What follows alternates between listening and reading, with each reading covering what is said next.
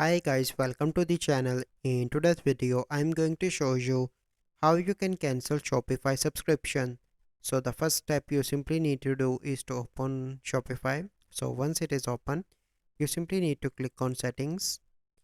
So once you are here, you simply need to click on your plans. So currently I am on my trial to show you. So if you have any plan, you simply need to click on deactivate account, and here you need to select the reason, and you can I not like it, so I'm going to give a random reason. Click on continue, and then you need to click on deactivate store. So once you done that, you can easily cancel your Shopify subscription. So this is the process. I hope you find this video helpful.